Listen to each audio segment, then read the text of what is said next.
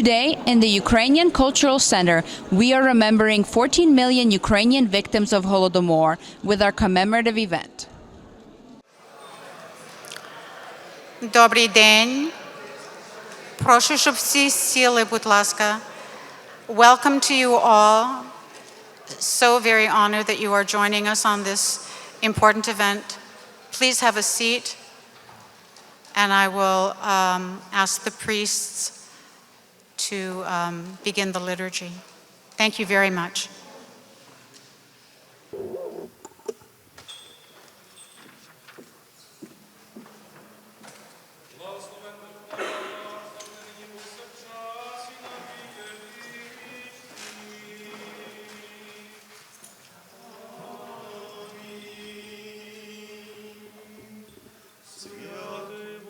Святий, кріпкий, святий, безсмертний, помилуй нас. Святий Боже, святий, кріпкий, святий, безсмертний, помилуй нас. Святий Боже, святий, кріпкий, святий, безсмертний, помилуй нас. Слава Отцю і Сину і Святому Духові, і нині, і повсякчас, і на віки вічні. Амінь. Пресвята Тройце, помилуй нас. Господи, очисти ріки наші, Владико, прости беззаконня наші, святий спаси немочі наші, іменем Твого ради. Господи, помилуй, Господи, помилуй, Господи, помилуй. Слава Отцю і Сину і Святому Духові, і нині, і повсякчас, і на віки віків. Амінь. Отче наш, що єси на небесах, нехай святиться ім'я Твоє, нехай прийде царство Твоє, нехай буде воля Твоя, як на небі, так і на землі. Хліб наш насущний дай нам сьогодні, і прости нам провини наші, як і ми прощаємо винуватцям нашим, і не веди нас до спокусу, але визволи нас від лукавого. Бо Твоє є царство, і сили, і слава Отця і Сина, і Святого Духа, нині і повсякчас, і на віки віків.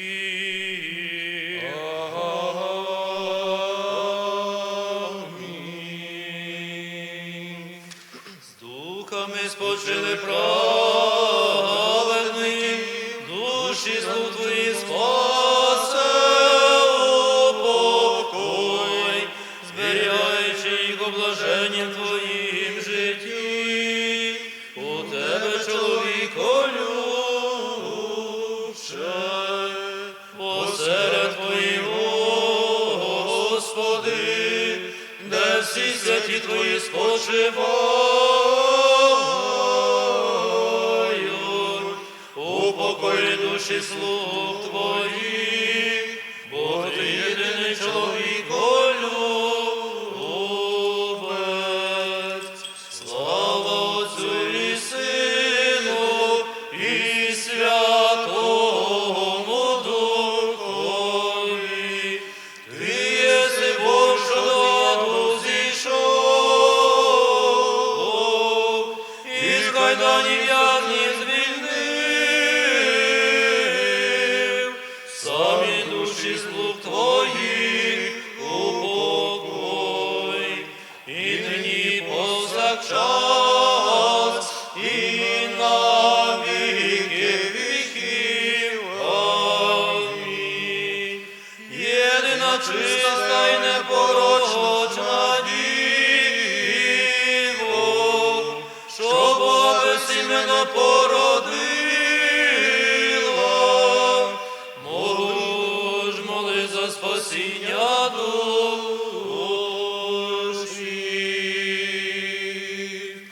Помилуй нас, Боже, з великої милості Твоєї, молимось Тобі, вислухай і помилуй.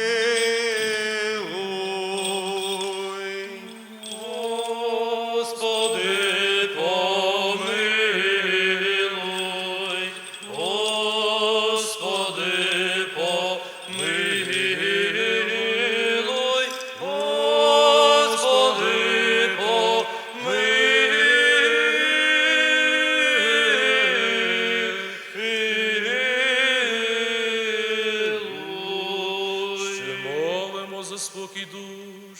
спочилих рабів Божих, невинних жертв голодоморів, і за відпущення їм усякої провини, вільної і невільної.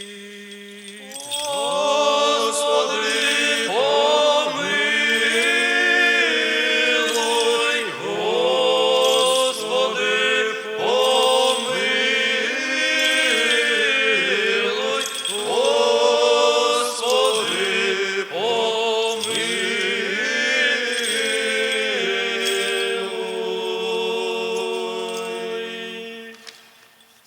Щоб Господь Бог оселив душі їх, де праведні спочивають. Господи, помилуй, Господи, помилуй, Господи, помилуй.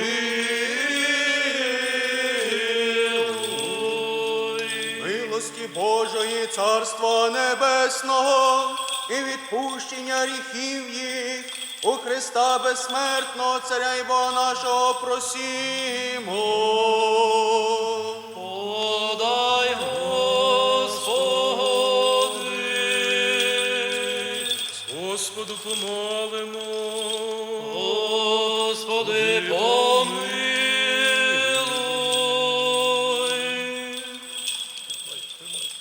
Боже, духів всякої плоті, ти смерть подала від диявола, знищив, і життя світові Твоєму дарував. Сам, Господи, упокой душі померлих слуг Твоїх, усіх братів і сестер наших, усіх діточок, що були повбивані голодною смертю під час геноциду Голодомору в Україні в 32-33 роках, жорстокою московською сталінською владою.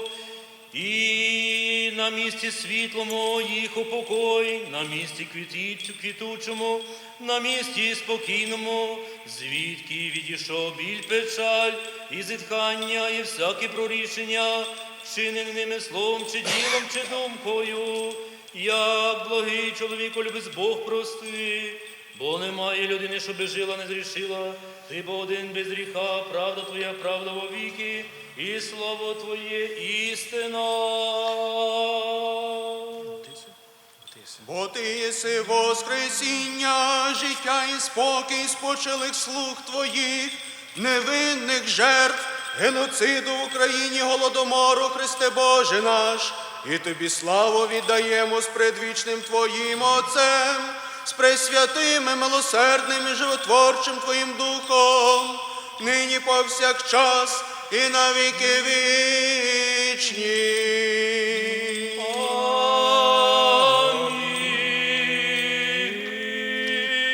Пресвятая Богородице, молитвами Твоїми спаси нас. Чеснічу від херувимів і незрівняно славнішої серафимів, що без зміння Бога Слово породила, сущу Богородицю Тебе величаємо. Слава Тобі, Христе Боже, уповання наше, слава Тобі. Слава Отцю і Сину і Святому Духові, і нині, і повсякчас, і на віки віків. Амінь. Господи, помилуй, Господи, помилуй, Господи, помилуй. Благослови.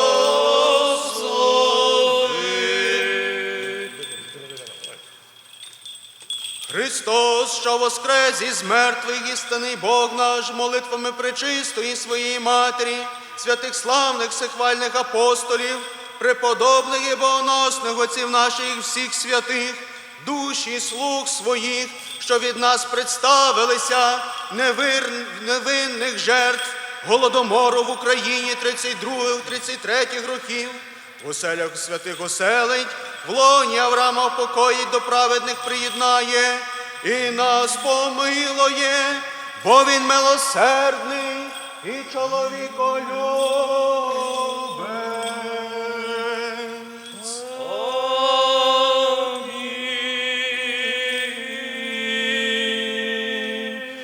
У блаженнім спінні вічний спокій подай, Господи, спочилим рабам Твоїм, братам і сестрам, невинних жертвам геноциду та голодомору в Україні.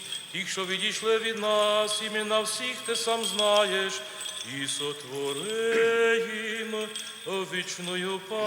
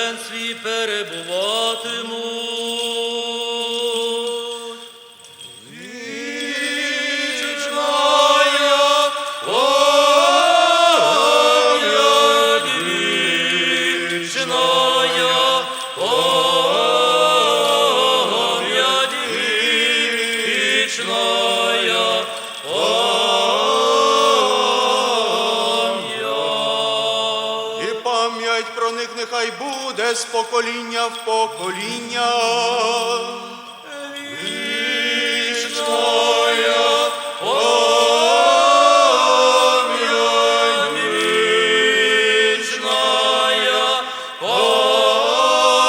вічная пам'ять, вічная пам'ять.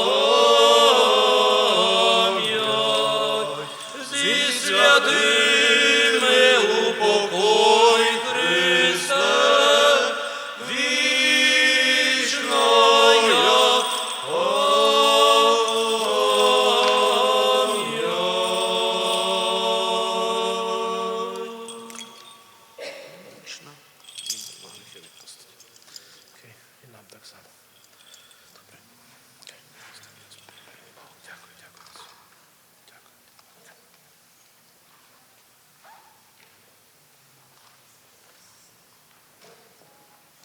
Шановні пані та панове, ladies and gentlemen, сьогодні ми зібралися разом, щоб вшанувати пам'ять та висловити шану душами, які пережили той жах, який нині ми називаємо Голодомор, голодну смерть.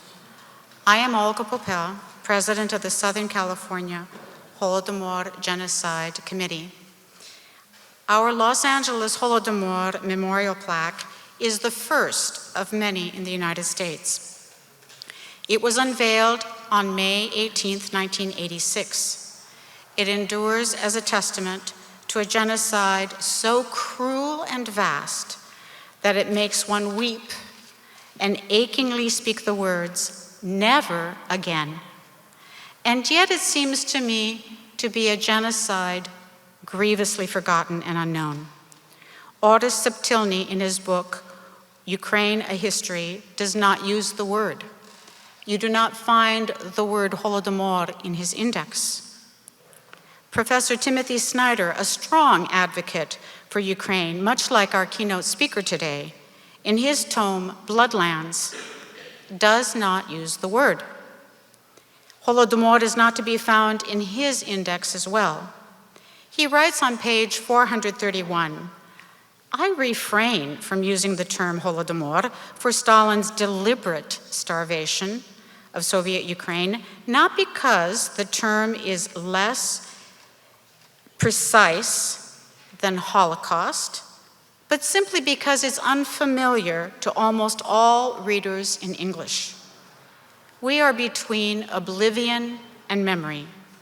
In 1932 to 1933, the Soviet-Russian regime was intent on eliminating the Ukrainian language, Ukrainian religion, Ukrainian peasant way of life, the Ukrainian soul and history. This was done in a way that did not catalog the targets, round them up into centralized hellholes, but let them drop, emaciated, bloated, and uncounted on the streets and fields of Ukraine, one by one, until there were millions gone. Historians' understanding of how many millions ranges from 4 to 10.5. Mykola Rudenko, poet, wrote, "There was no bread, only darkness. There was no life, only death." Walter Duranty, the Anglo-American journalist who was Moscow bureau chief of the New York Times between 1922 and 1936, was awarded a Pulitzer Prize in 1932. He denied the fact of Holodomor, ascribing it to oblivion. Privately, to the British Embassy in Moscow in 1932, he reported that as many as 10 million people have died, directly or indirectly, by man-made famine in the Soviet Union in 1933. The New York Times refuses to return the Pulitzer. Is the Budapest Memorandum subsumed into a state of oblivion? In its third year of independence in 1994, Ukraine signed this security assurance agreement to give up its nuclear weapons, at that time the world's third largest arsenal, to Russia, in exchange for promises by the United States and the United Kingdom of commitment to Ukraine's territorial sovereignty. We are between oblivion and memory. The story is too vital to allow it to dissipate into the nothing. We must speak out about the genocide of 1932-33 and that of 2014 to the present 2025 in Ukraine. We must connect to the souls of the fallen and let them know we see them. We must reach out to the tens of thousands of Ukrainian children who have been forcibly abducted by Russians and bring them home. I would like to thank Pani Ksenia Doroshenko to come up to the stage and sing our national anthems. Pani Ksenia is very active in several Ukrainian nonprofit organizations. We are honored to have her with us.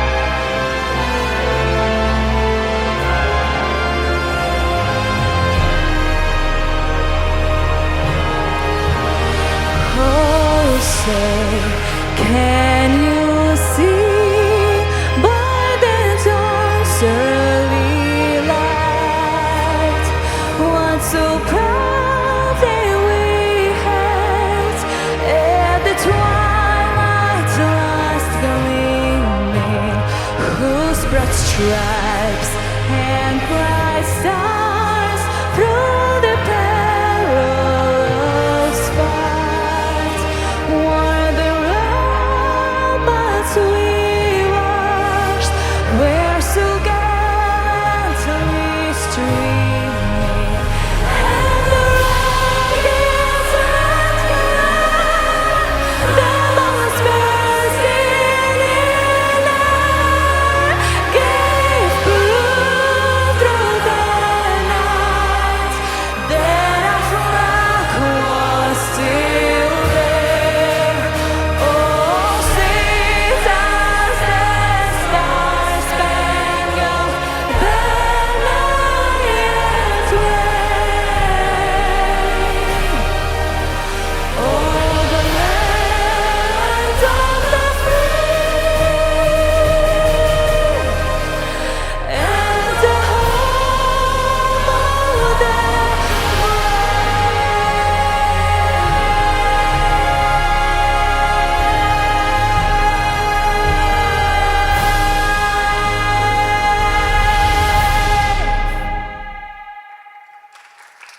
Ще не вмерла України ні слава, ні воля.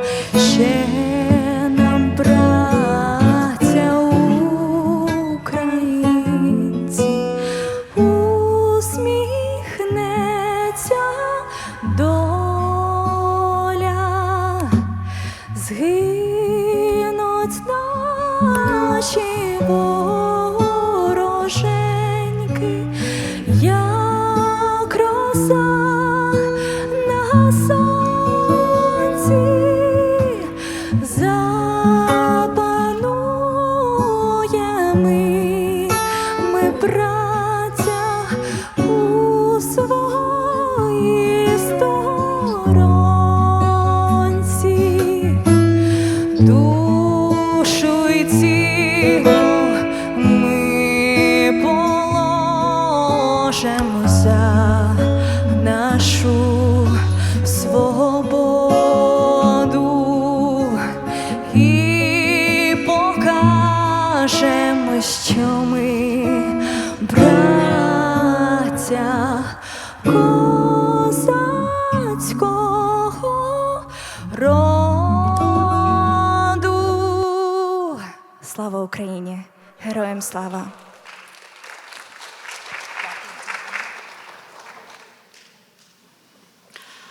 I would like to ask Ms. Helena Stodnik and Mr. Mark Beely to come to the stage. Ms. Stodnik is a member of Post Angeles Volunteer Center. The mission of this 501c3 is to collect humanitarian aid for victims of Russia's unprovoked invasion of Ukraine. Mr. Beely is a secretary for the Southern California Holodomor Genocide Committee. He has been active in the Kobzar Ukrainian Community Choir, Ukrainian Arts Center, Ukrainian Cultural Center, Chernova Kalina Dance Ensemble, and as a parishioner in Nativity of the Blessed Virgin Mary Ukrainian Catholic Church. Please.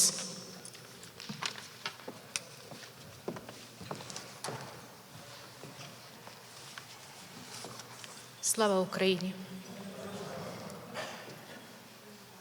Семен Арсієнко, Leonid Artemovsky, Тетяна Артемовський, Valentina Balaban, Галя Білоус, Anna Buchai, Лука Будило, Maria Budillo, Галина Цап, Yevgenia Dallas, Олександр Гадзінський, Nina Hadzinski, Володимир Гадзінський, Fedir Knip, Григорій Гнип, Ivan Knip, Марія Гнип, Oля Knip, Галина Гриценко, Igor Yaremenko, Федір Кошовий, Helena Koshovi, Гелен Китастий, Valentina Limonchenko, Катаріна Панасенко Літавір, Яків Nahirny, Марійка Олійник, Vasil Olinik, Іван Орлінс, Ivan Ovechko, Семен Овечко, Semen Panchenko, Юрій Поченюк, Tamara Pochenyuk, Анатолій Савейленко, Ivan Savelenko, Тамара Савеленко, Vasilina Shveko, Ніна Сиволап, Yuri Sivolap, Агнеса Старостенко, Yuri Starosenko, Анна Вибачинський, Pasha Yemets Hoshel, Яків Ємець, Іван Злиденний, Ніна Зубан, Галина Федорович, Мар'яна Могилина, Катерина Вестин, Станлей Вехтинський Вестон, Марія Пришляк, Леся Мельник, Іван Качайло, Володимир Будило. А зараз ми зачитаємо прізвища тих, хто ще живий і хто пам'ятає ці страшні роки. На жаль, з кожним роком їх все менше і менше. Микола Кучеренко, народжений 7 жовтня 1930 року, Дніпропетровська область, Павлоградський район. Микола Кучеренко was born on October 7th, 1930. Dnipropetrovska Oblast, Pavlogradsky region. Олександр Лимонченко, народжений 7 січня 1926 року, Кіровоградська область, Онуфрієвський район.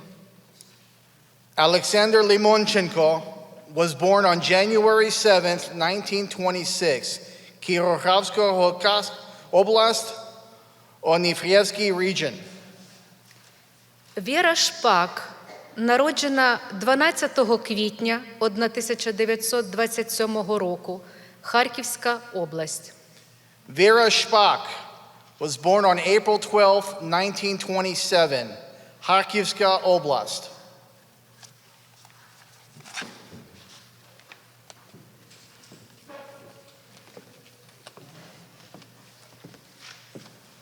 Дякуємо. I would like to ask the children of Rідна школа and its director, Mrs. Victoria Kuzina, to present the candle of remembrance. Please stand for a moment of respect and silence for the tormented fallen of Holodomor.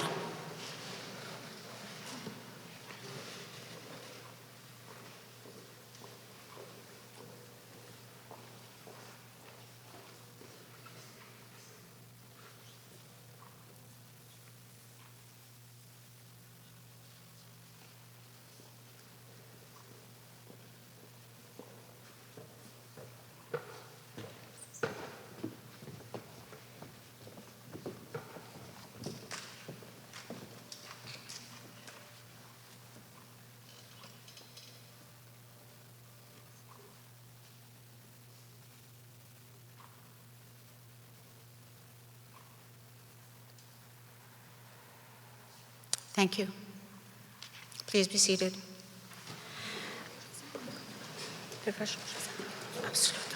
Victoria Kuzina, Director of Rідна школа, and Pani Roxlana, Teacher of Rідна школа, will present a Rідна школа presentation.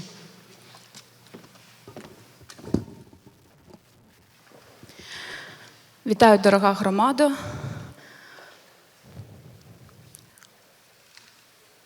Ми хочемо сказати, що в рідній школі вже 4-й рік поспіль існує відкритий урок, який готують наші вчителі. Цього року такий урок готувала пані Руслана, на який ми запрошуємо наших дітей і ми запрошуємо батьків, які показують приклад своїм дітям, що минуле треба пам'ятати, бо без нього немає майбутнього. І кожного року ми з дітками говоримо, що відбулося, чому відбулося, які це має наслідки. А також ми намагаємось показати їм, що незважаючи на це, українці дуже сильні, адже наші прабабусі, бабусі, дідусі вижили. І сьогодні існуємо ми, сьогодні є ми. Зараз я дам мікрофон пані Руслані, вона також скаже декілька слів, адже саме вона вчора готувала такий урок для наших учнів. В історії українського народу було багато сумних сторінок, але жага до життя неодмінно була сильнішою за будь-які випробування. Українці завжди передавали своїм дітям любов до життя і любов до України як найцінніший скарб. Вчора наші дітки зробили ось ці красиві колоски. І ось про що ми вчора з ними говорили. Навіть під час війни у Україні сіють хліб і чекають нового урожаю. Ми наче ті колоски, що тягнуться до сонця і несуть надію на світло майбутнє. Я мрію стати футболістом, заробити гроші для України. І в наших дітей існує ще багато мрій, які пов'язані з Україною також. І поки існують такі прекрасні діти, продовжує жити Україна. Слава Україні! І ми хочемо вашій увазі зараз представити 2 маленьких ролики, щоб ви просто могли пережити з нами оці години, які ми проводимо з дітками в навчальних класах, розповідаючи їм, згадуючи жертв пам'яті Голодомору. Вам гарного перегляду і нехай все буде Україна. Дякую. Вже 3-й рік поспіль рідна школа збирається однією великою родиною, аби вшанувати пам'ять жертв Голодомору.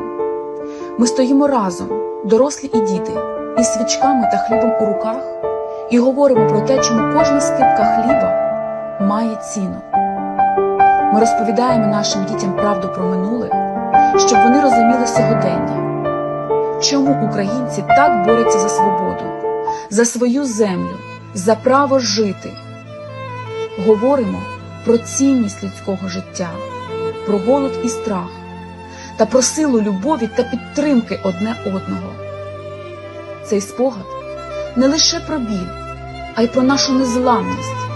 Ми передаємо пам'ять і знання дітям, щоб вони не забули, ким є. Бо в єдності наша сила. Поки ми разом і поки ми пам'ятаємо, Україна живе.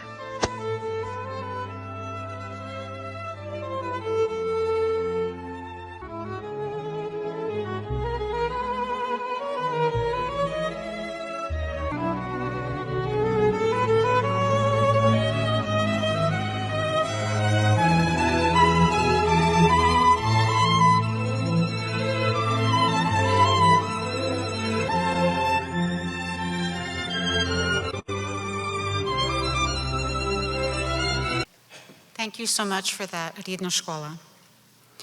We are always appreciative of the commitment to Ukraine of Honorary Consul of Estonia, Jak Tremens Esquire. We welcome you to the podium. We know that both the Honorary Consul of Estonia and Latvia have a commitment immediately after, actually concurrently with ours, so we're very grateful for their appearance. I welcome you, Jak.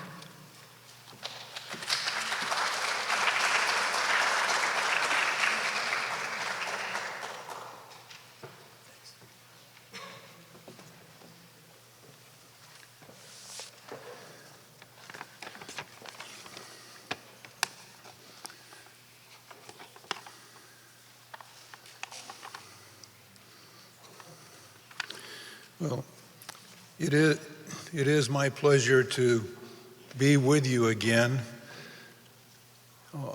and to represent not only the Estonian Foreign Ministry, but the Estonian community here in Southern California. The community is following the events in Ukraine very closely, and please be assured that you do have our full support. As Olga mentioned, my Latvian colleague and I do have a Lithuanian event that's already started. So when you see us leave before the program is finished, please don't take it as a sign of disrespect. It's just a problem of coordinating different events at similar times. When we remember the Holodomor and mourn those who lost their lives, as we do that, we also reflect on the history surrounding the Great Famine and consider the conditions that led to it. Stalin's grip on power was nearly complete at that time. After taking control of the party, he fired civil servants and replaced them with loyalists. Competence was not required. Dissent was crushed. Lies were used to shape public opinion. Stalin was portrayed as a champion of the working class and peasants. Stalin's opponents were demonized and eliminated. Political rivals were exiled or assassinated. The NKVD, in their Black Volgas, were masters of abduction. Bogus charges were brought against anyone criticizing Stalin. Sham trials were staged.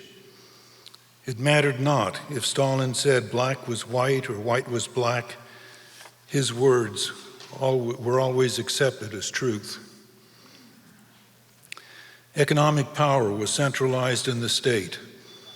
All decisions, even the smallest, came from Moscow or required its approval. These are some of the events and actions that surrounded the Holodomor. While the Holodomor was devastating Ukraine, in Germany, Hitler gained power. He had manipulated Germany's democratic system. His campaign promises included restoring prosperity, establishing civil order, and making Germany a great power again. His party became the largest in the Reichstag and seized control.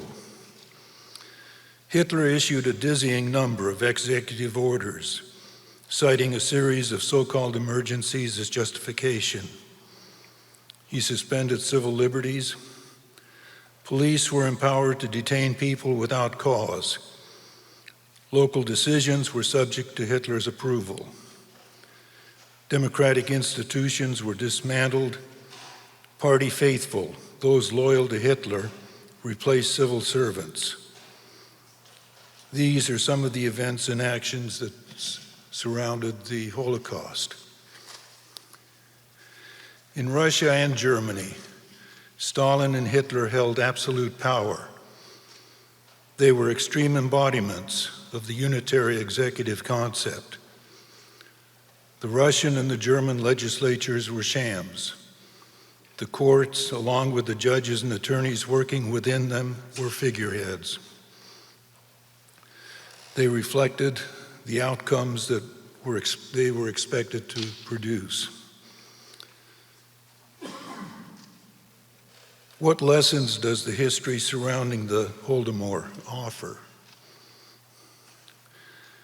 When political opponents are demonized, when educational institutions are told what and how to teach, when a political party cultivated a cult of personality, when government officials accept gifts from lobbyists and become beholden to them, when the military is used as domestic police, and when we witness mass deportations where masked officials in black cars apprehend individuals and send them without warning or a chance for defense to foreign gulags, how do we respond? How should we respond?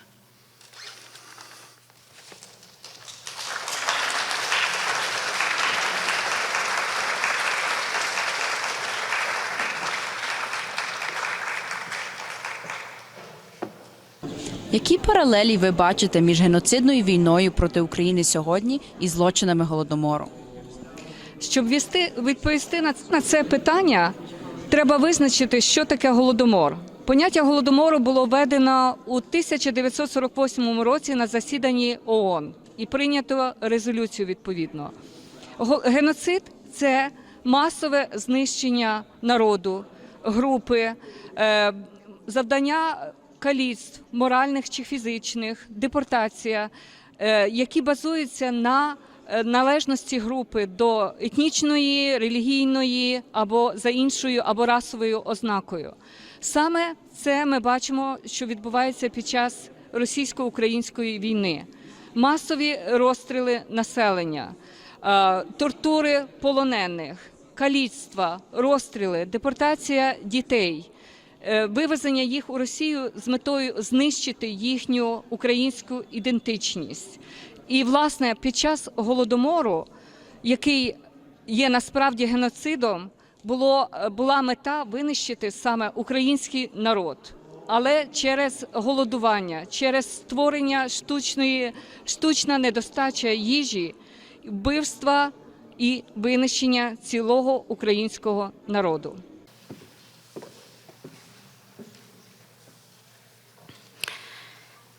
The Honorary Consul of Latvia, Dr. Juris Bunkus, is a stalwart supporter of Ukraine and this committee.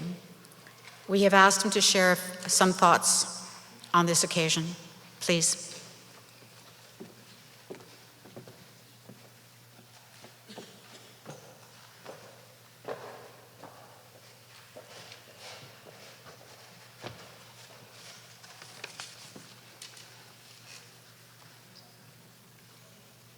Leadership of the Ukrainian community, clergy, fellow consuls, dear members of the Ukrainian community, distinguished guests.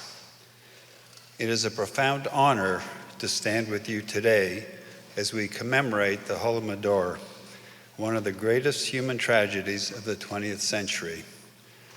The millions of Ukrainians who perished in this deliberate, man-made famine of 1932-33 were victims of a regime that sought to break a nation through starvation.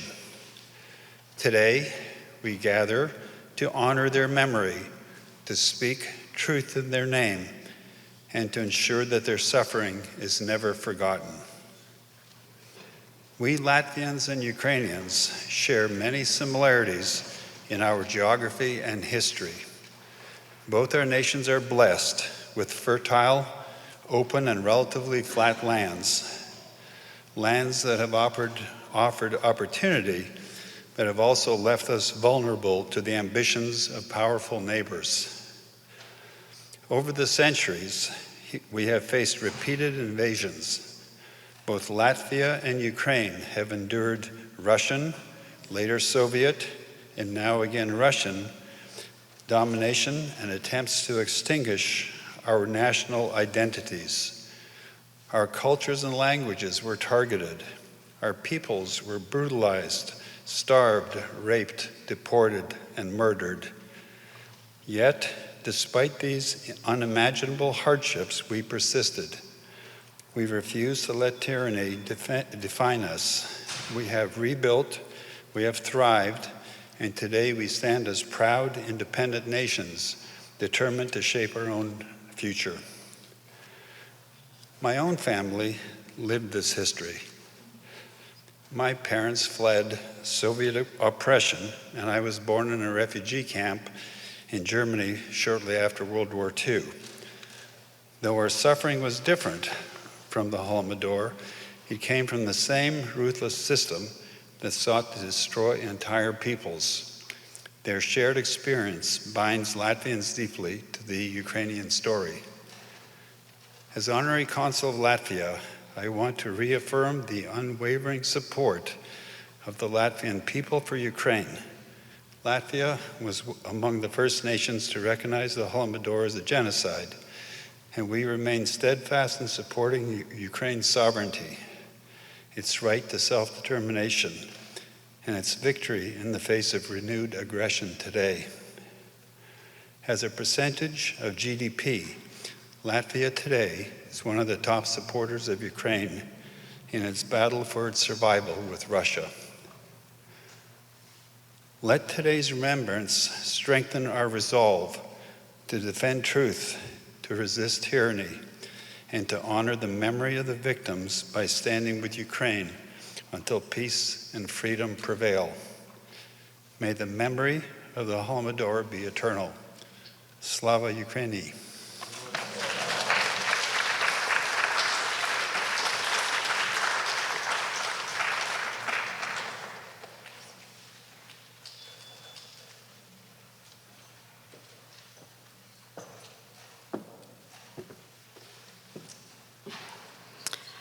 It is, in fact, an event at the Lithuanian Council that will be pulling away the honorary councils of Estonia and Latvia today.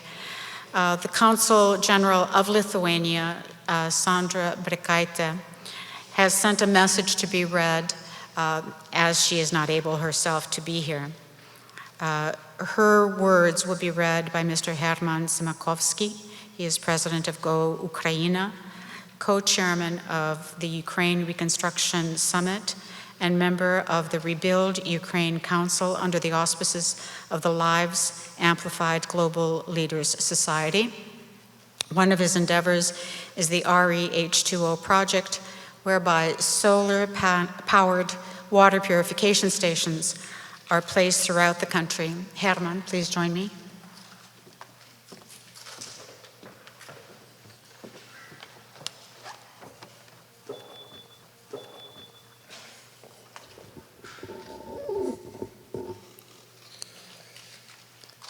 Distinguished guests, honored Ukrainian brothers and sisters. Today, all of you gathered to commemorate one of the darkest chapters in human history, the Holodomor of 1932-1933. Please accept my sincere apologies for not being able to join you in person today. Even from afar, I stand with you in remembrance and solidarity.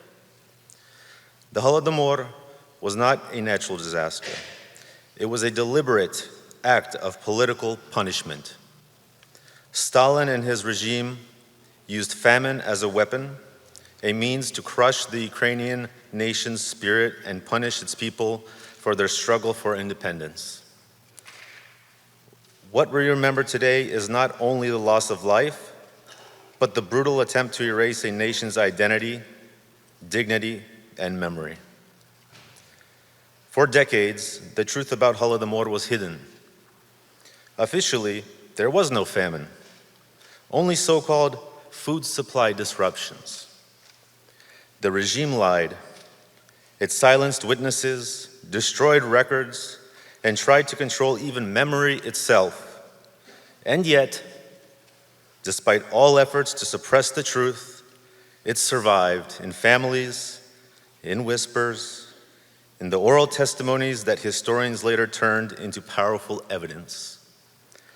For Lithuania, remembrance of the Holodomor carries profound meaning. In 2007, the Seimas of the Republic of Lithuania, together with the Baltic Assembly, recognized the Holodomor as an act of genocide. We did so not only to honor the victims, but to affirm the moral truth that the deliberate destruction of a nation through starvation is a crime against humanity. The Holodomor is not only Ukraine's tragedy, it is a warning to the entire world, a reminder of what happens when lies replace truth, when fear replaces compassion, when tyranny replaces human dignity. And yet, even in the darkest times, humanity endured. We remember the stories of teachers who shared their last piece of bread with a starving child, grandparents who gave up food to save their grandchildren, neighbors who risked their lives to help others. These acts of courage and compassion kept the flame of humanity alive amidst unimaginable horror. Today, as Ukraine defends its freedom against aggression, the memory of the Holodomor reminds us of the Ukrainian people's unbreakable spirit. It reminds us that truth cannot be buried and justice cannot be silenced. Lithuania stands with Ukraine yesterday, today, and always. Let us remember the victims. Let us honor their memory not only with words, but with our steadfast support for Ukraine's right to live free and independent in peace, dignity, and truth. Slava Ukraini, Consul General, Republic of Lithuania in Los Angeles.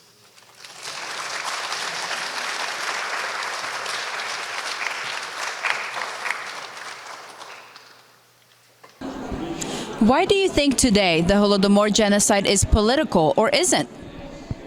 Well, the Holodomor genocide has always been political because of the Western indifference, Western cover-up of the Holodomor, even though the Western world has known about Holodomor even as it was happening. But the Holodomor is the genesis of what's happening today. It's pretty much the same playbook.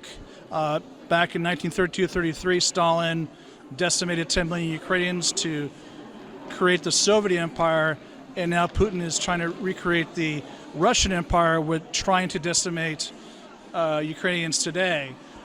But it's not going to happen again.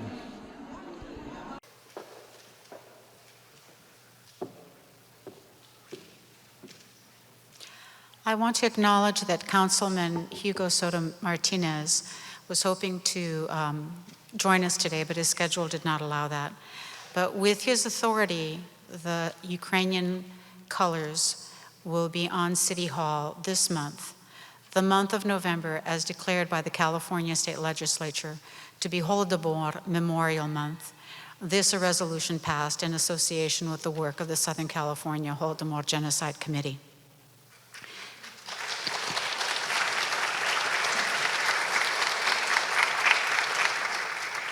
Congressman Ted Lieu of the 36th California District is also unable to join us today. He's in DC, but has asked that one of his constituents and a member of our committee, Mr. Sean Moyer, to express his thoughts.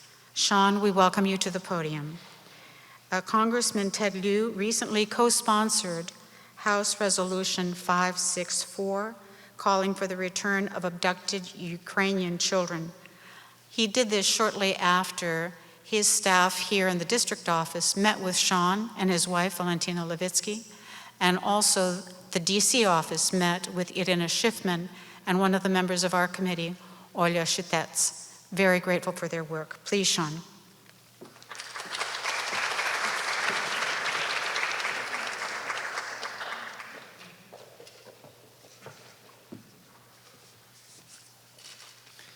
Thank you. In September, Dr. Popel, Valentina Levitsky, and I met in person with senior members of Congressman Ted Lieu's staff to discuss his position on Ukraine and the steps that he's taking to support our community. Congressman Lieu represents District 36 in California, which includes Santa Monica and the beach cities. As a Taiwanese-born American, Mr. Lieu is keenly aware of the risks of living next to a powerful and threatening neighbor. The Congressman cannot attend today's event, but asked me to share this statement as follows.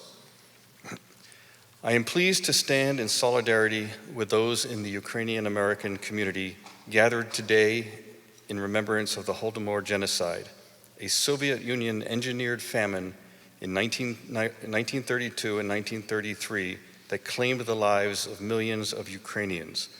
I was pleased to support a resolution that called on the US government to recognize the Holodomor as a genocide. The Soviet government confiscated grain harvests and starved millions of Ukrainian men, women, and children.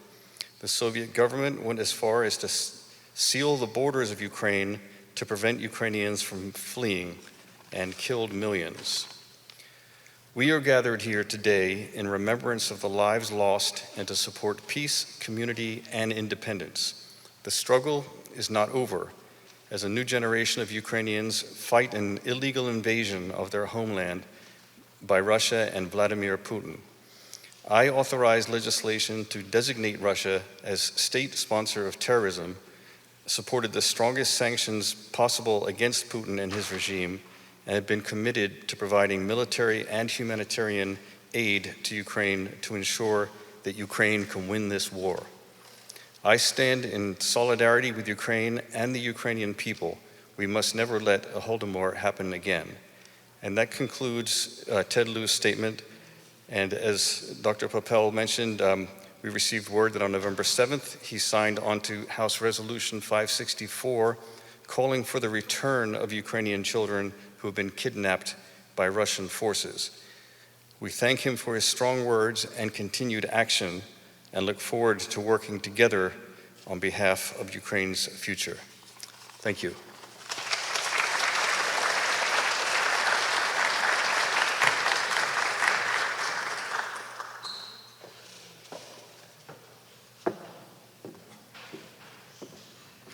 Shortly after a meeting that I held with Julia Brownlee's DC staff in concordance with two constituents of hers, one a colleague of mine, an American, and one Victoria Spinelli. Julia Brownlee also signed and co-sponsored the House resolution for the children to be returned. The Consul General of Ukraine, Dmitry Kushnaruk, has sent his regrets, given he cannot personally attend our commemoration today. But we are very honored to welcome Consul Mr. Oleksiy Shorosh, Council of Trade and Investments. Please, the podium is yours.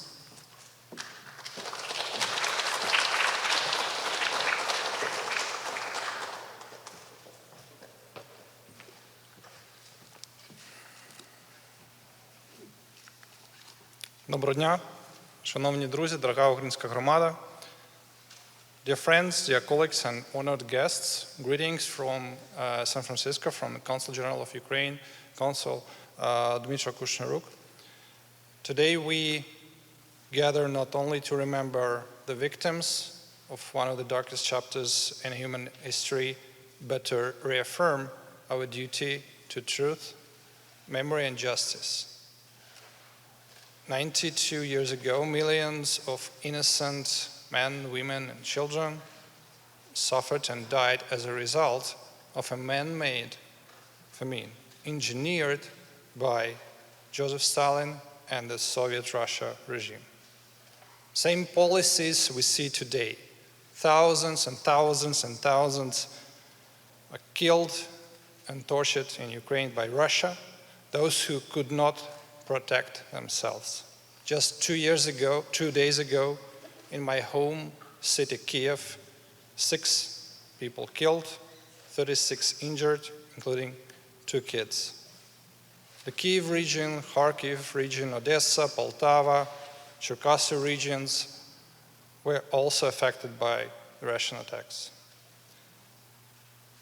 The Holodomor, as Russian war in Ukraine, was not a natural disaster. It was a deliberate act of terror and a policy-driven famine that claimed millions of Ukrainian lives between 1932 and 1933.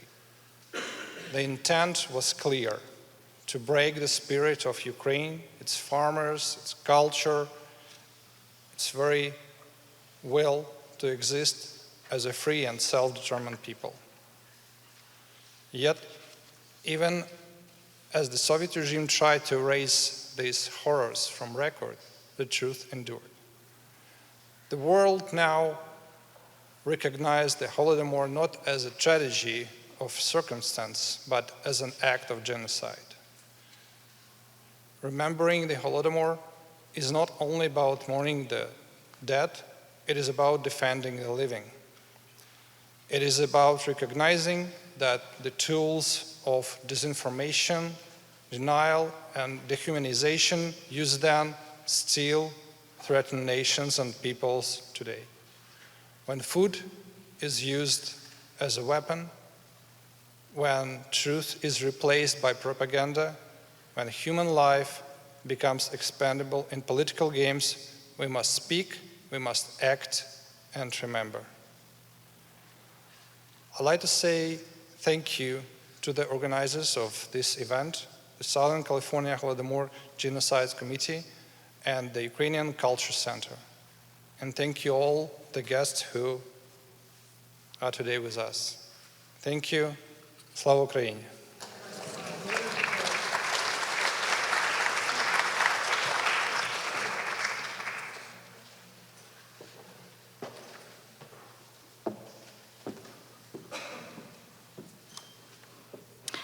Victor Rud is the son of Holodomor survivors from Kharkov and Poltava regions of Ukraine. He has been involved in the research and publicity efforts regarding the Holodomor for decades. In the 1980s, he consulted with James Mace, researcher for Professor Robert Conquest's groundbreaking Harvest of Sorrows, the groundbreaking 1987 Western study of that genocide. Concurrently, Mr. Rood challenged the media's silence, including promoting the award-winning Canadian documentary Harvest of Despair. It ultimately aired nationally in the United States on the late William F. Buckley's PBS television program, Firing Line. Mr. Rood has practiced law for 40 years, among other matters serving as special counsel to a member of the U.S. delegation to the Madrid Review Conference in Security and Cooperation in Europe. In addition to the Holodomor, Mr. Rood has spoken domestically and internationally before various audiences on issues hearing to Western Ukrainian-Russian relations. Among them are the U.S. Military Academy at West Point, the State Department, NATO, the UN, American University of Kiev, and others. He was the keynote speaker in the first Lviv Security Forum. Mr. Rood's analyses and commentaries have been carried among other media outlets by Forbes, the Atlantic Council, The Hill, the Kiev Post, EU Today, and the Foreign Policy Association. Our guest speaker is a graduate of Harvard College and Duke University Law School. He is a co-founder and past chairman of the Ukrainian American Bar Association and currently chairs the Committee of Foreign Relations. He is also on the board of the Center for Eastern European Democracy. We are very honored to have him with us today, Mr. Rood.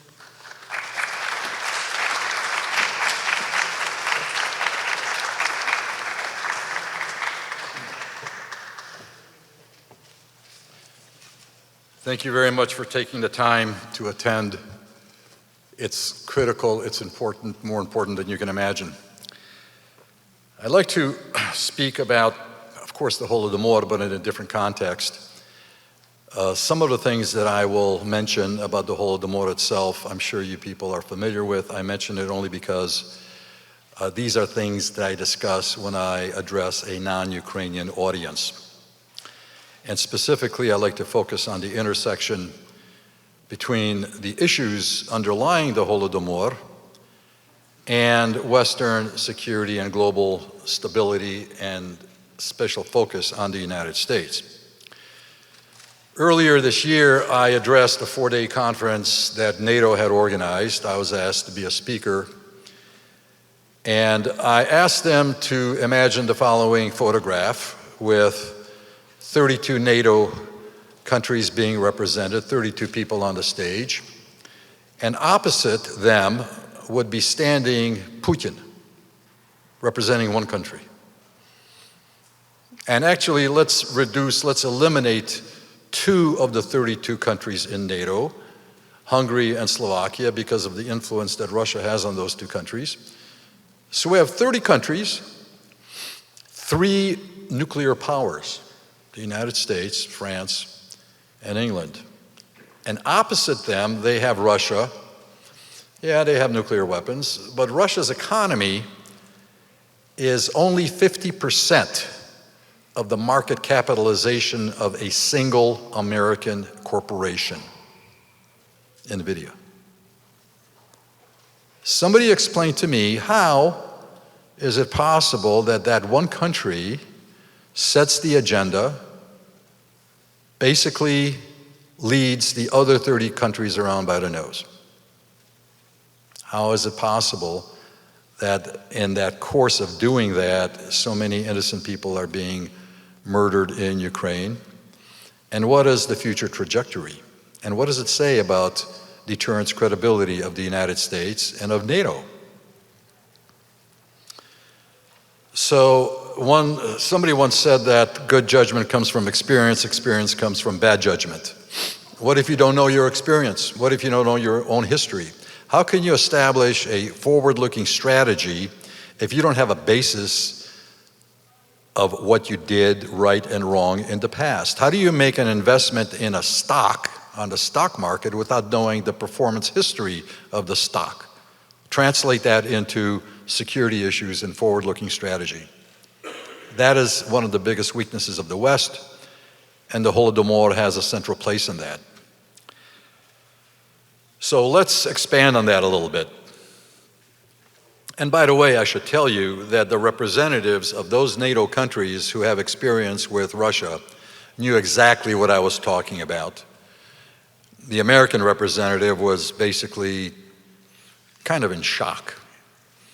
But the Baltic countries, Finland, Poland, even, ironically enough, even Denmark, which is a big supporter of Ukraine, but primarily those countries who have experienced Russia know and understand exactly where I was going.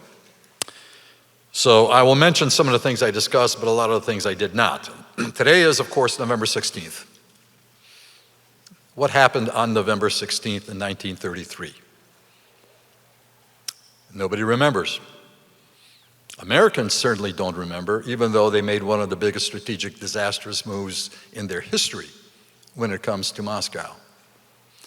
Washington extended diplomatic recognition to the Soviet Union. They accepted, they legitimized, it approved a regime that was dedicated to the destruction of America. That move was not only morally obscene, it was strategic insanity. You are accepting into the diplomatic club, you are applauding, just as Trump applauded Putin in Alaska. You're applauding a regime that is intent on destroying you. And it's even worse. Since the Soviet Union was established, the United States established the economic and military base of the Soviet Union, and it continued into the 1930s as we extended diplomatic recognition to the Soviet Union. We were building up the economic base and the military strength of the Soviet Union. Why? Business.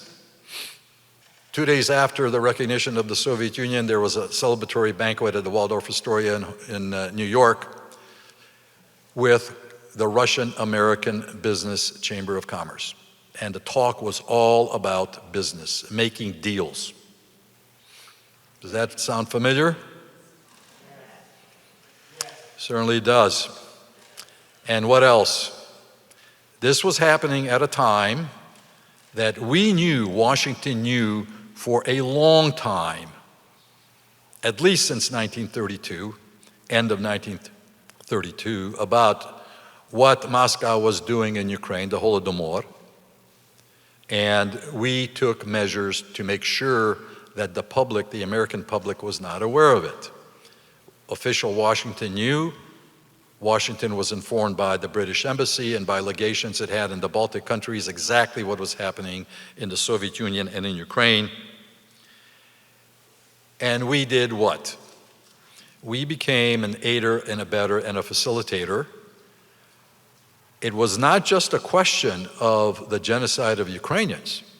It was the fact that Moscow broke the spine of resistance to the single force that could have prevented the Soviet Union from becoming the power that it was. Ukraine was still at that time the Achilles heel for the Soviet Union, and the Holodomor broke the spine of overt resistance to Soviet Russian communist rule.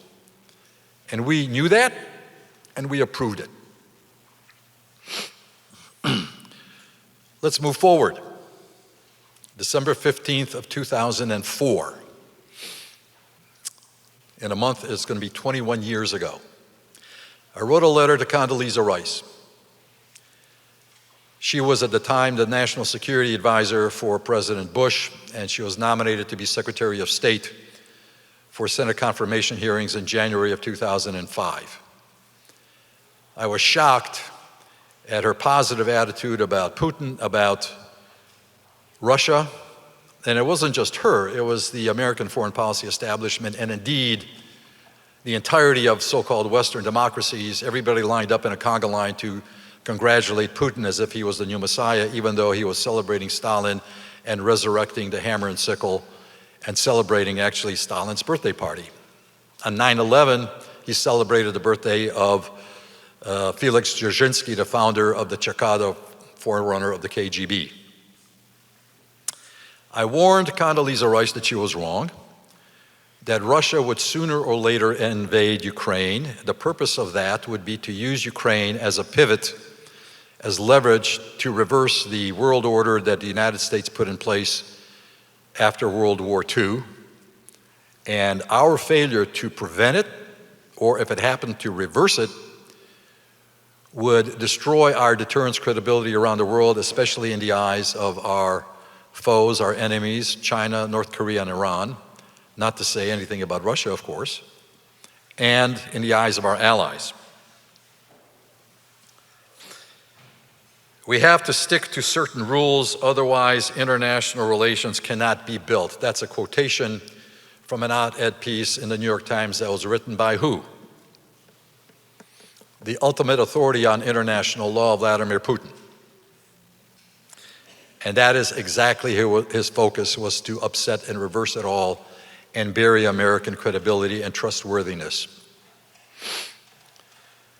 I explained to Condoleezza Rice that Ukraine was the largest country in Europe. A lot of Ukrainians, I've noticed, can use this point very effectively in trying to introduce Ukraine to their neighbors and friends who really don't know still to this day, where is Ukraine? It's the largest country in Europe. It's about the size of England, Hungary, Germany, and Israel combined. Crimea is almost the size of Belgium, 3/4 the size of Taiwan, and larger than Israel. So that gives you some sense of size and significance for people who are not very well familiar with geopolitics or geography or history generally. When Ukraine, and this is a point I'm continuing in my letter, Ukraine's independence was the final blow that took down the Soviet Union. It made sure that the Soviet Union was no more. It was not the first republic. The Baltic republics preceded Ukraine, but because of Ukraine's size and significance, economic and otherwise, when Ukraine pulled the plug on the party, that was the end of it. It collapsed. I did not use the words, Ukraine made America great again. I use those words now for obvious reasons. But that's what happened. The United States recouped the first position that it had in the world, as close as we could have to where we were after World War II. We were unchallenged in 1991. In the last 30 years, or more than that, 34 years now since that time, where are we now? Where are we domestically? Where are we internationally? Do you think stuff like that simply happens? There's more to it. The surrender by Ukraine of its nuclear arsenal, that's been mentioned here already. You've heard that before, I'm sure, in other talks. What do we think North Korea, China, and Iran are thinking about that? What conclusions do they reach? Two more points that I made in the letter, and I'll get to the Holodomor. The international order, the rules-based international order that we like to beat our chest about, was paid for by whom? First and foremost, it was paid for by Ukraine. Ukraine suffered the highest absolute number of humanity lost of any country in the world. Absolute number of people killed. Belarus suffered the highest proportion of its population being killed, 1/3. The Baltic countries suffered grievously, so did Poland. But Ukraine's loss in World War II was larger than the entire losses of the Allies, and including the entire losses of Germany and Italy and Japan. Why? Because Hitler's purpose for World War II in Europe was to occupy and colonize Ukraine. So we have here the international order paid for by Ukraine that we're beating our chest about, and look what has happened.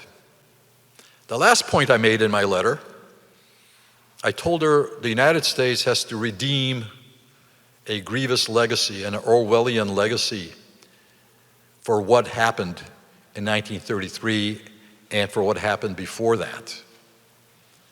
What we did and what we did not do. That legacy is not being redeemed right now. It is being multiplied. It is becoming worse because of the reversal of American policy under the current administration. I didn't know when I wrote my letter that Condoleezza Rice, at the time that I wrote my letter, was visiting with Putin in one of his dachas outside of Moscow. He walks in with Viktor Yanukovych, who we know became president of Ukraine. He was installed through the Kremlin using who? Paul Manafort. Paul Manafort, who's he? He worked on the Trump campaign, went to jail and then was pardoned by Trump. And he told her, essentially, Ukraine will be mine. How do I know all of this? I didn't know it when I wrote my letter. All I did was I warned Condoleezza Rice about exactly that fact happening, exactly what Putin was telling her, maybe on the same day that I was writing my letter, and he was telling her the same thing. Ukraine will be mine. It was a pure coincidence. I learned about it only 9.5 years later when Condoleezza Rice woke up after Crimea was invaded, and she wrote an op-ed piece in the Washington Post called, "Will America Heed the Wake-Up Call of Ukraine?" Well, in those Senate confirmation hearings for Secretary of State a month after I wrote my letter in January 2005, did she mention any of this? No. Read the transcript.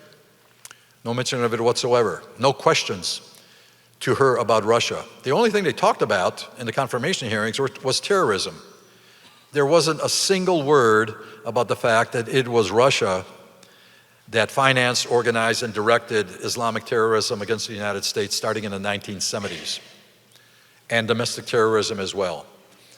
You look at 9/11, you look at the Boston Marathon, you trace the dots, and they all go back to the Kremlin. This is not me speaking. It's written, it's on the record. So what was the reaction after after Russia invaded Ukraine?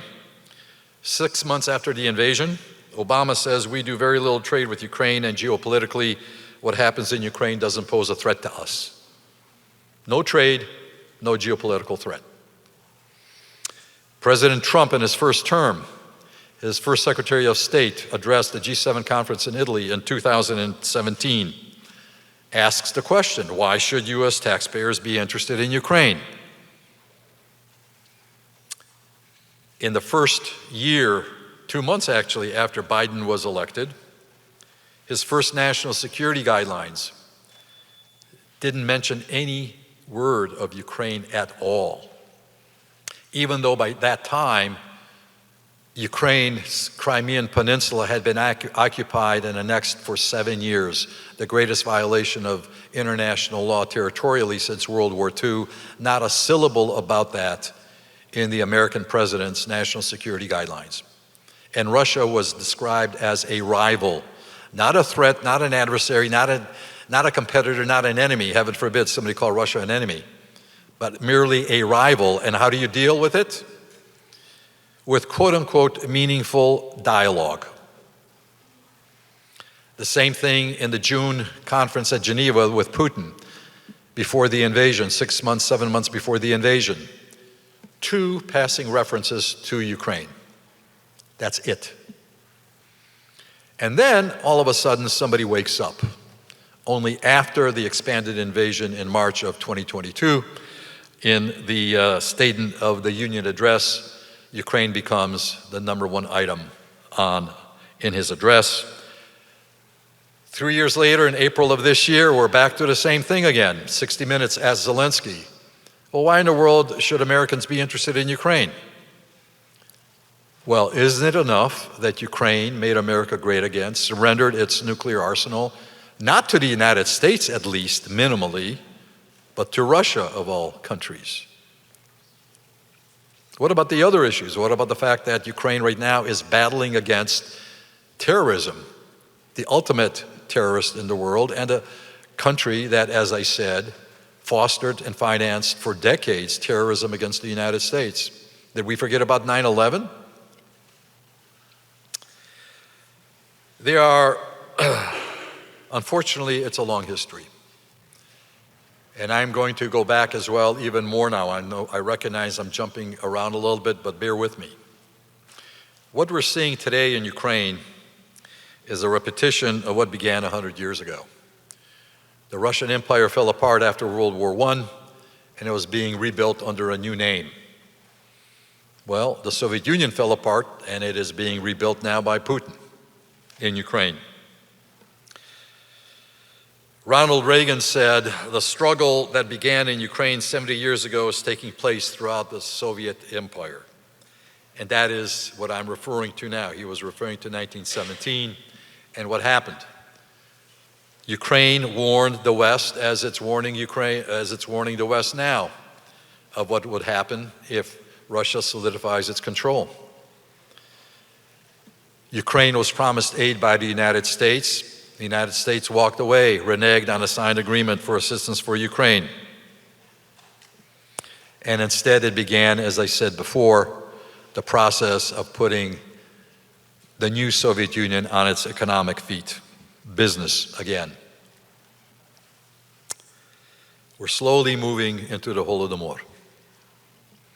And our guide will be somebody called Pavel Sudoplatov. He was Stalin's favorite assassin. He got his training assassinating Ukrainian political leaders. He murdered, assassinated Leon Trotsky, who was a competitor of Stalin, who was living in Mexico City. He was put in charge of the external atomic espionage project that penetrated the American Manhattan Project, developing the atomic bomb. And Stalin then tasked Sudoplatov to draw up psychological profiles of Roosevelt and Churchill at the Yalta Conference at the end of World War II.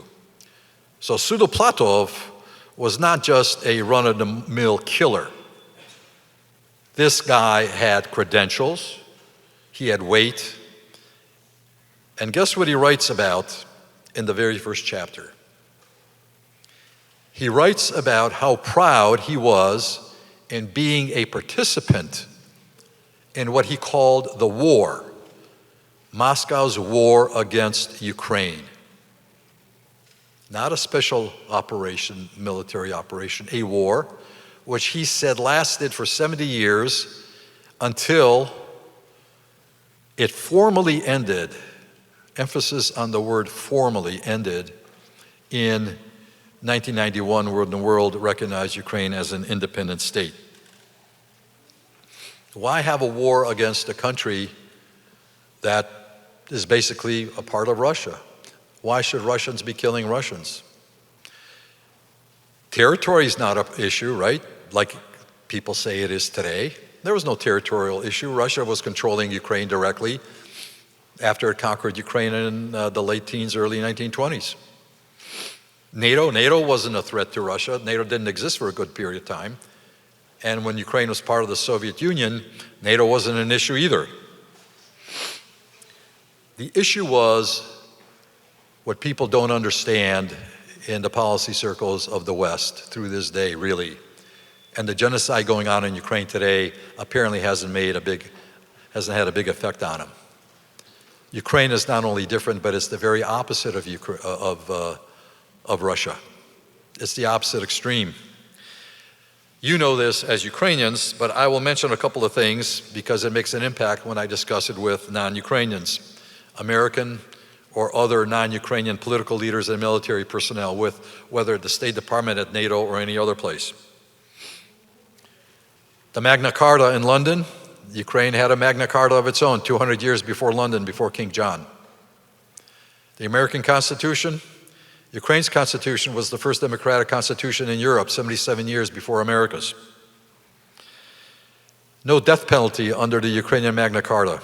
Equal rights for women. The woman does not promise to obey the husband in her marriage vows in the Ukrainian Orthodox Christian religion. There's no obedience. Women and men are equal. Ukraine is not Afghanistan. It's not Vietnam. It is not Iraq. Genocide does not happen when two nations are the same. You have to have two nations for there to be genocide by definition, correct? So identity erasure, the war against identity, which means the war against existence, is the essence of what happened after military conquest of Ukraine 100 years ago. It is what is happening right now. It is what will continue if Ukraine loses. It is what is happening and has happening to Ukrainian humanity since 2014, not on the scale and not with the front page headlines that sometimes you hear today. It has been happening since day one. It is an existential war of elimination of Ukrainians, as was the Holodomor. The intent to kill was the Holodomor. And we make a mistake when we talk about Ukrainians dying or Ukrainians perishing during the Holodomor. Why are we so delicate? Ukrainians weren't even being killed. Ukrainians were being murdered.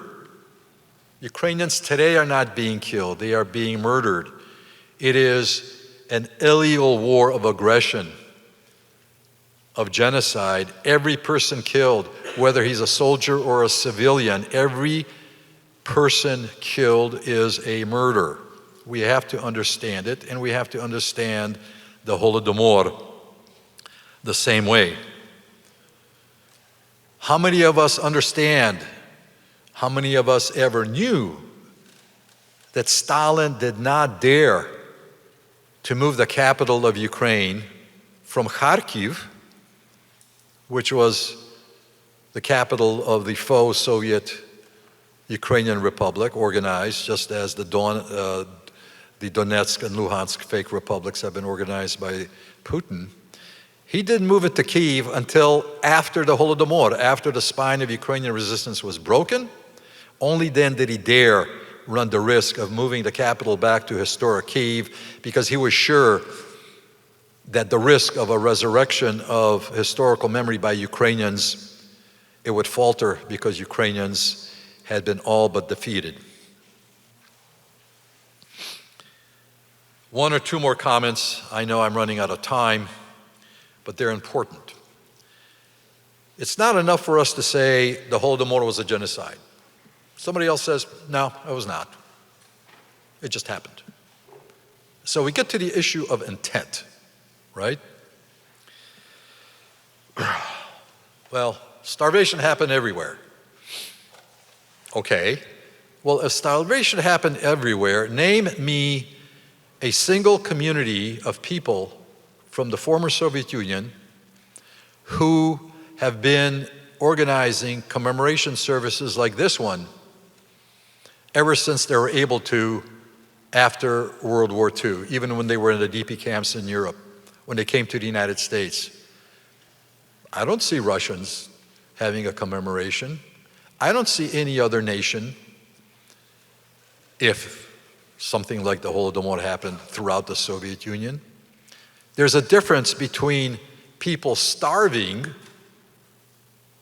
and people being starved.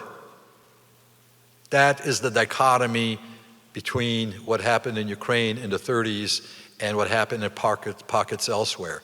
And the fact that Ukrainians were being starved outside of Ukraine in Russian regions is proof of that fact. Ukraine was blockaded. Other areas of Ukrainian settlement in northern Caucasus, even in Ukrainian regions of Kazakhstan, those regions were blockaded as well. No food in, no people out. Kazakhs starved as well, but they were able to flee to other parts of the Soviet Union. 1.2 million Kazakhs were able to flee to China. The border was open. Ukrainians didn't have that option. This is intentionality of the first degree. You look at any legal text anywhere in any legal system in the world, and this is proof of intent over and beyond. Go to Poltava, go to the other cities. I was in Poltava and I saw seed silos that were built for seed grain. Typically after harvest in August, seed grain is kept in the villages for seeding in the spring. It was removed. Why? Why was it removed to the cities under guard and specially built seed silos? Because the Kremlin was afraid, and it knew that the villagers would eat the seed grain. Why would the farmers who are dependent on the seed grain for planting the following season eat the seed grain and destroy any ability of having another crop the next year? Because they would be desperate, because there wouldn't be anything else to eat. They'd have to eat that. Well, how did the Kremlin know in advance that they wouldn't have anything else to eat? We see the point, don't we? Do we ever discuss this? We don't. We have to know these things. It goes again to the point of the proof. The movement of people, the mass ethnic cleansing, the transportation of Russians and others into Ukrainian villages and the countryside. This is volumes and volumes of Italian, German, Polish diplomats attest to this. Well, we know about Walter Duranty. Walter Duranty was not a big shot. Walter Duranty was a foot soldier. The culprit was the New York Times that had an agreement with Stalin that their reporter would not report anything in the New York Times that Stalin didn't approve. That is the culprit. Duranty just executed his orders from on high in New York. I'm at the limits of my time. I'm going to make one other point. The great Russian culture. By the way, I made a quotation. I just saw this in my notes. I made a quotation when I spoke at NATO of a senior aide to the former German Chancellor Olaf Scholz. Maybe the Ukrainians won't resist, and maybe our problem will be solved.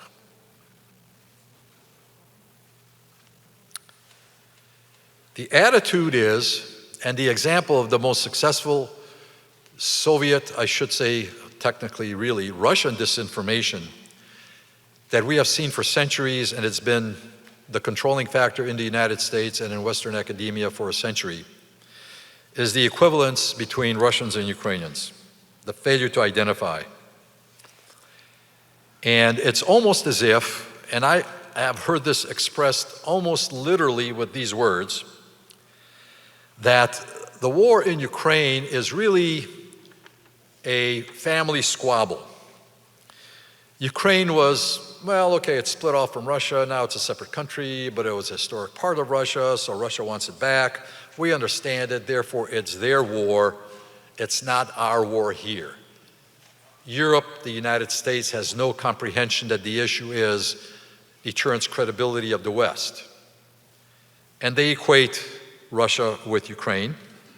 So if Russia had invaded France, Germany, England, Spain, or Italy in 2014, do you think that the reaction of the West would have been as passive as it was when Russia invaded Ukraine in 2014? No, there would have been hell to pay. Do you think that that invasion would have lasted and the war against France or England would have lasted now for almost 12 years as it has in Ukraine? Absolutely not.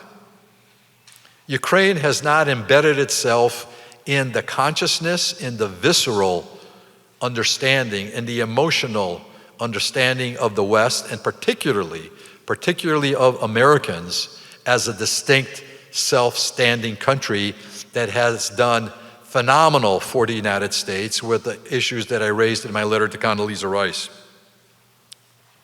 It's not our war. It's their war. So we get back to the great Russian culture.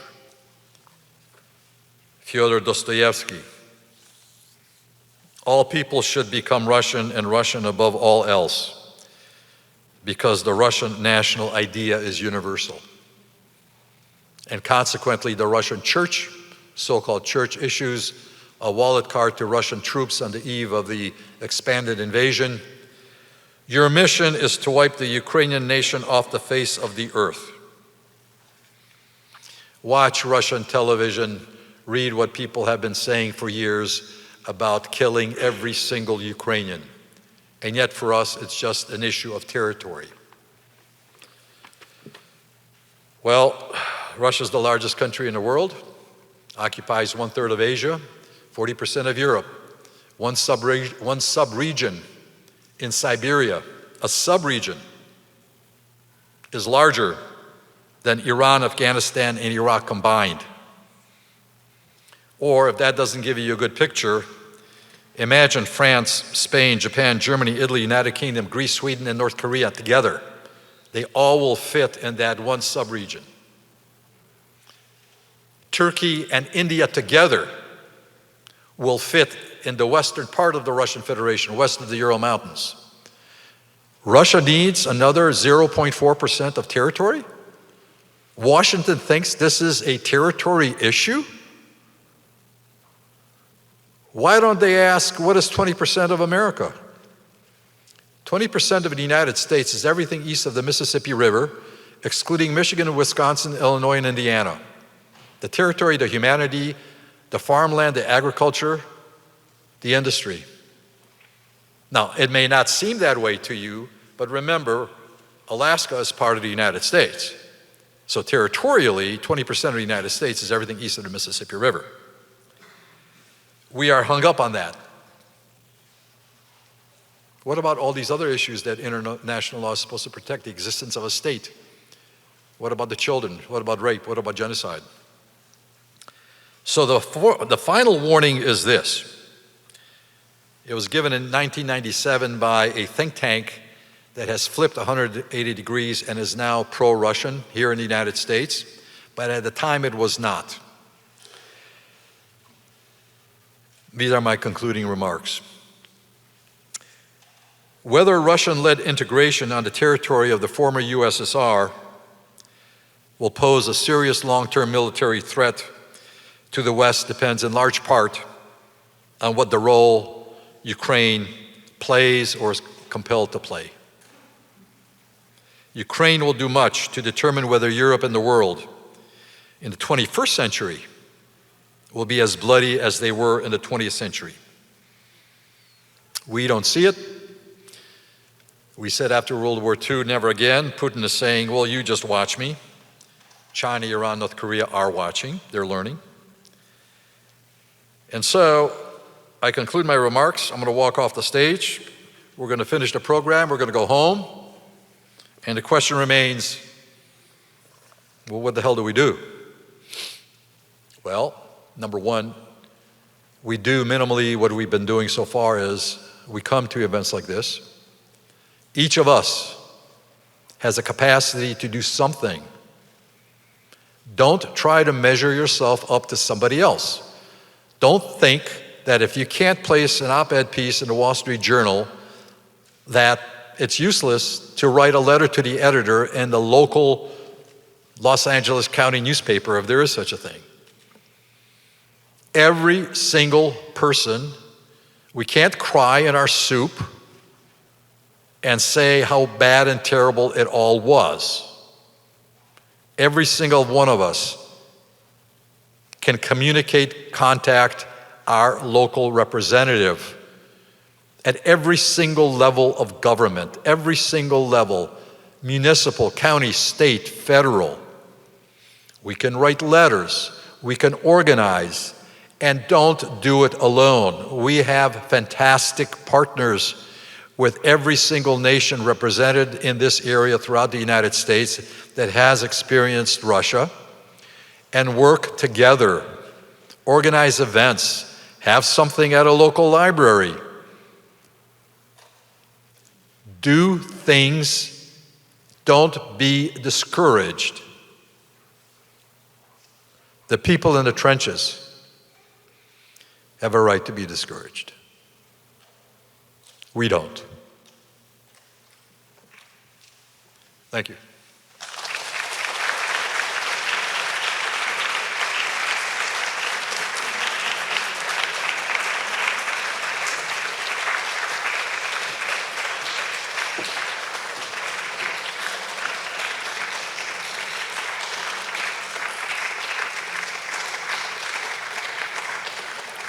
Thank you so much, Pane Viktore, for a very powerful exposition.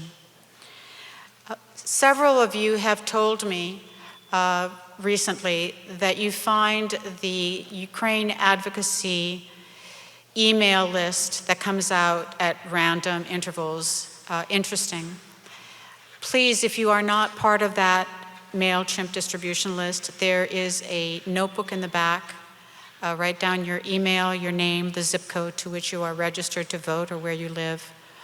And I echo the words of Pan Victor, that we can have a voice that resonates in the American halls and can be decisive. For working with me through the last 12 months in preparation for today, I would like to ask the members of the Southern California Holodomor Genocide Committee to stand. I am deeply appreciative, please stand, deeply appreciative of the partnership in alphabetical order.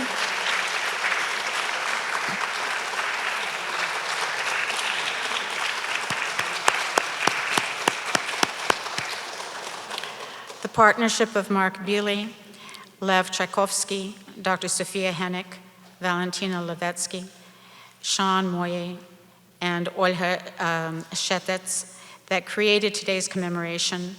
We honor the memory of former member and president of the Holodomor Committee, Mrs. Luda Vucic, who passed away earlier this year in Florida, dedicating decades of her life to Holodomor awareness.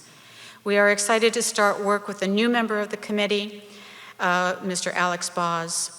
Very much looking forward to Pani Luba Keski rejoining and re-engaging with the committee for the 2026 commemoration.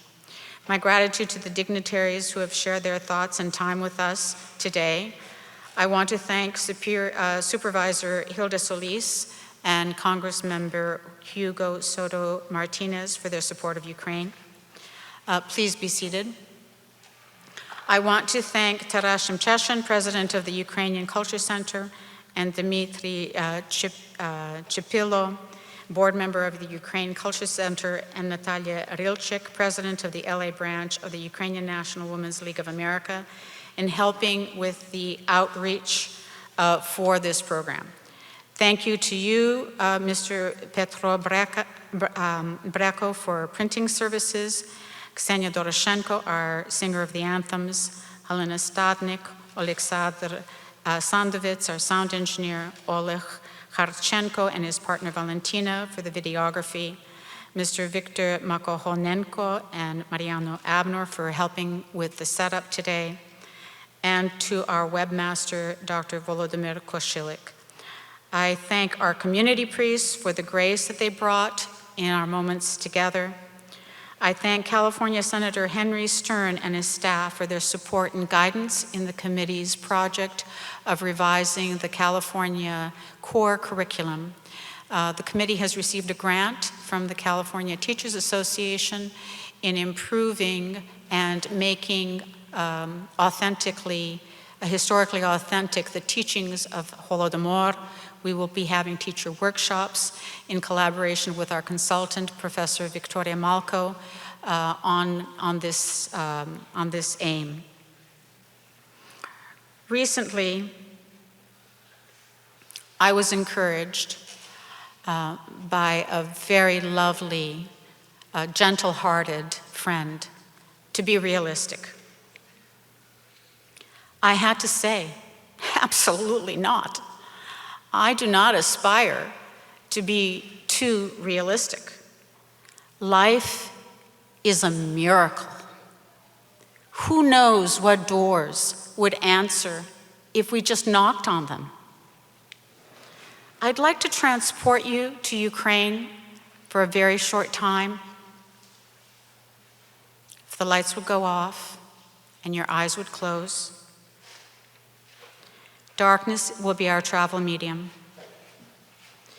In Ukraine, you can expect unexpected emergency blackouts of unknown length, depending on the savagery of the Russian bombing and attack and the time for repairs. But while in the dark, we do not lose our vision or our balance. We see what is right. In the darkness, we see what is wrong. we see a future of peremoja, victory, and democracy, and a day of breathing easily without the repercussions of constant bombing, deaths, mutilations, and loss. Slava Ukraini! Thank you for coming.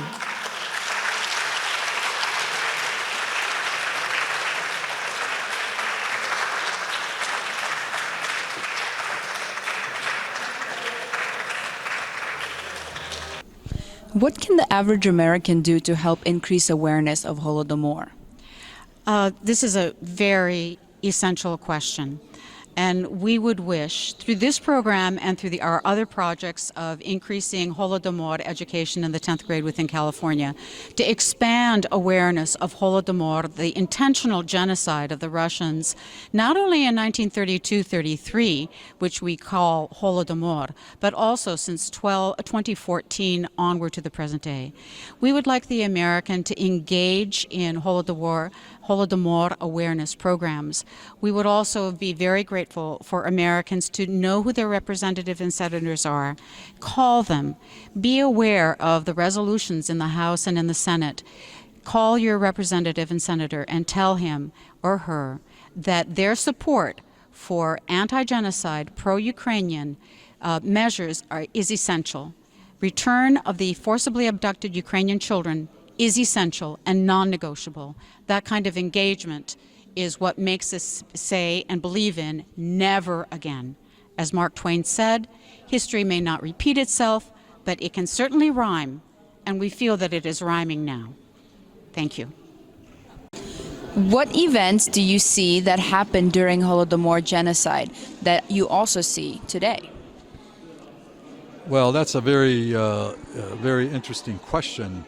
The events that I see now is, on the one hand, one extreme, of course, is the killing, the murder of people. But the distinction, I think, is that today, the genocidal intent, we don't have to try to stitch it together from circumstances. It's being expressed literally by Kremlin spokesmen almost on a daily basis, and it has been that has been that way for years now.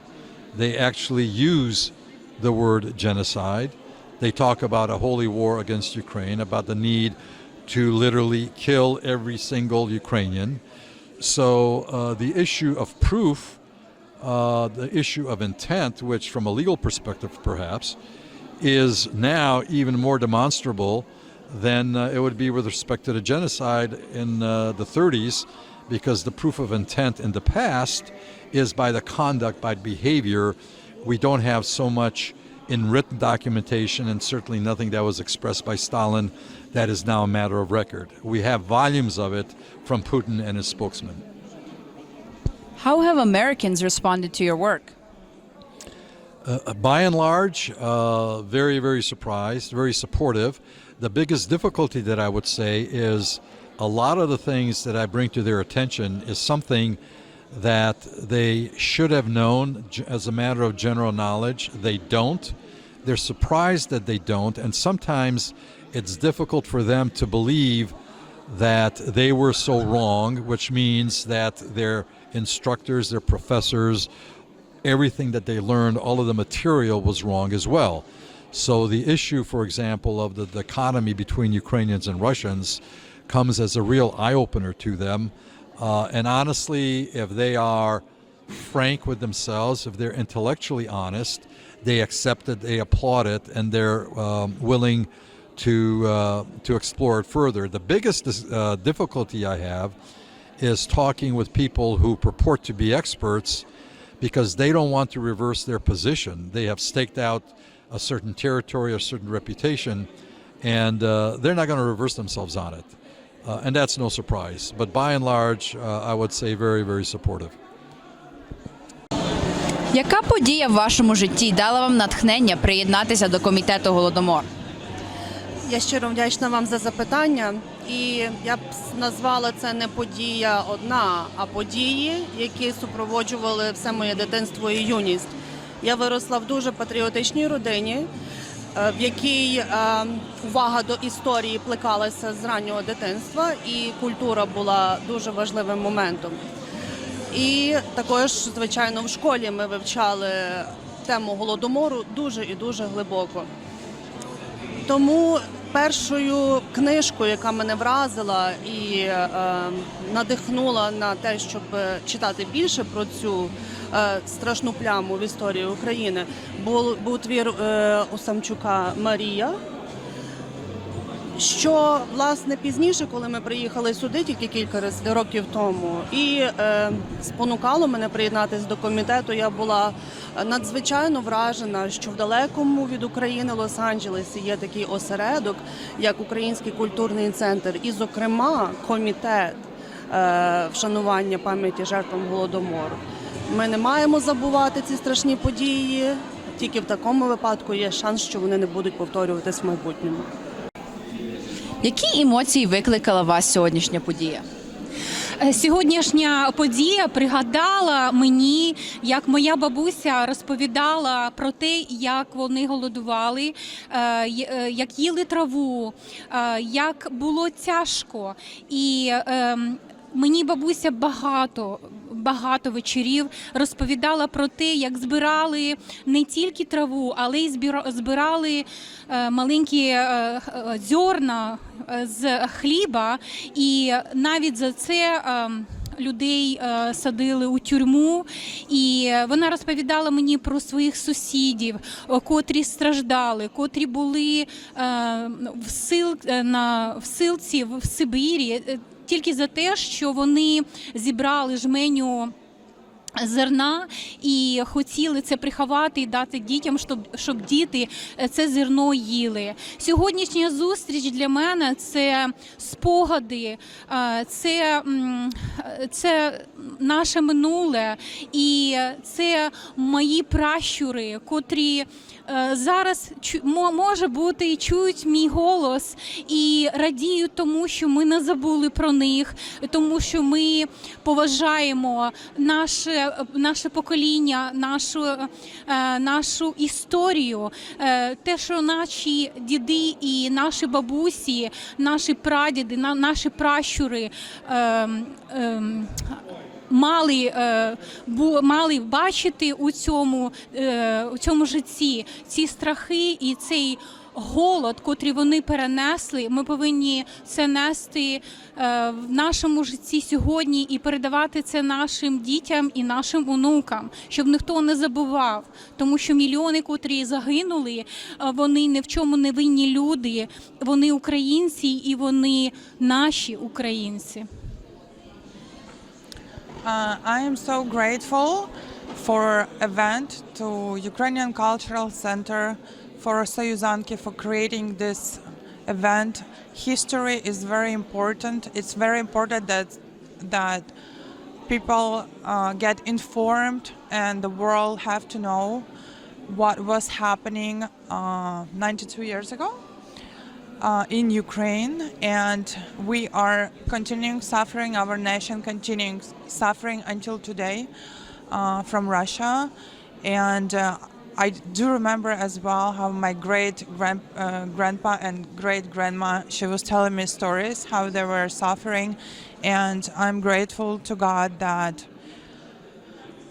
they survived, and because they was fighting for their life and they survived, they was strong. Today I am alive, I have life, and it is very important to tell the story, spread the story. And it is very sad, true, but it is the reality that we live in. And thank you so much for doing this, and hopefully very soon when my children gonna be older enough to understand, and they will be here sitting and getting knowledge